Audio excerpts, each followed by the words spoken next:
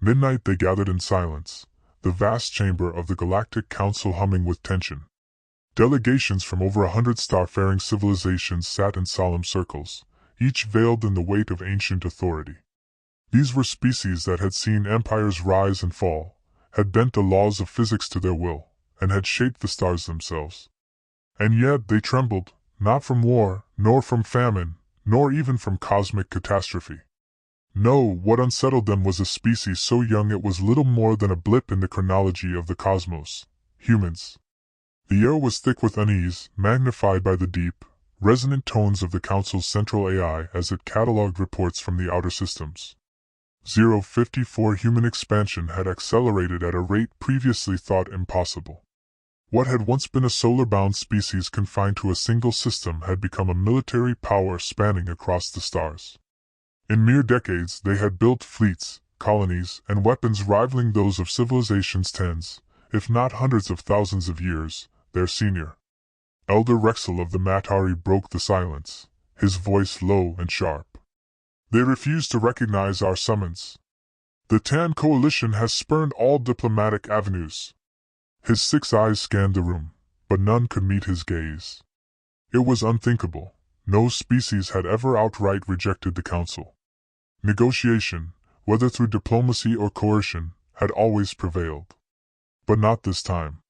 151. They have no interest in dialogue, added Kathar, the cold-blooded strategist of the Yen Dominion. Our envoys were not only denied, they were banished, their ships impounded, their technology dismantled and returned in pieces. He paused, letting the humiliation settle over the room, a clear message. For all the differences, the Council members agreed on one thing: humanity's actions were not born of ignorance but of intent. These were not primitives lashing out in fear. They understood the significance of their defiance, and they chose it anyway. 234 The central projection flickered, displaying intercepted human signals across countless wavelengths. What the Council saw was chaos by their standards: anarchy, multiple languages, decentralized governments, a culture that seemed to worship struggle and defiance. And yet, within that chaos, there was an order, a unity that defied logic. Humanity thrived in suffering. Their greatest advancements had not come during times of peace, but in the crucible of war, disaster, and desperation. Where others crumbled, they adapted. Where others surrendered, they resisted. 3:17 a.m. voice, ancient and weary, rose from the shadows. Elder Voro of the Sealand Confederacy, the eldest among them, his species untouched by war for nearly 990,000 cosmic cycles. We dismissed them as an oddity, he rasped. A fractured world too consumed by its own vices to ever pose a threat. He exhaled, his voice a whisper of reluctant admission. We were wrong. A hush fell over the chamber, not out of disbelief but from the sheer weight of what it meant. Humanity was not a mere anomaly. They were a paradigm shift. 401 Tell of the Archon Ascendancy leaned forward, his voice tight with concern. Their rate of advancement is beyond anything we projected. They have surpassed technological thresholds we did not expect for another 3 millennia. Their weapons, their AI integration, even their early experiments with singularity-level energy, all achieved without our oversight, without our approval. The central AI confirmed it, broadcasting a single chilling fact: Earth's defense network had reached Level 10 classification, a system capable of total system denial to any unauthorized fleet within a 3-light-year radius. Such defenses were reserved for the Council's core worlds, not newcomers. Yet Earth had achieved it, expanded it without permission, without regulation, without fear. 525 And that, above all else, was what unsettled the Council most. Not merely human technology, but human psychology. They had seen powerful civilizations before. What made humanity different was their mindset, defiant, unyielding. They did not seek allies. They did not ask for approval. They sought freedom, absolute and unquestionable. Any attempt to mediate was seen as a threat to that freedom, and every threat was met with readiness for war. 6 a.m. proposal was put forth: sanctions, containment protocols, and if necessary, military intervention. It was a formality. These measures had never failed. And yet, An unspoken hesitation lingered in the chamber because humans did not react like other species. Punishments meant nothing to a people who had endured catastrophe after catastrophe and emerged stronger every time. Confinement was a gamble against a species that turned every obstacle into an opportunity. And war? That was the greatest uncertainty of all because humans did not fear battle. They understood it, embraced it. The reports were clear. Every time the Council pressured them, they adapted. Every time they were cornered, they evolved. Resistance did not break them, it fueled them. For the first time, the Council's ancient playbook felt inadequate. Elder Voro leaned forward, his voice grave. "You fear what you cannot control," he murmured. "But understand this, they are not children to be disciplined. They are not savages to be tamed. They are us at our beginning, with none of our restraint." The projection shifted this time to a single message, a transmission sent from Earth to the Council after their last diplomatic envoy was returned. It was brief, stark, and utterly unambiguous. "We are not your subjects. We are not your allies. We are human, and we will not kneel."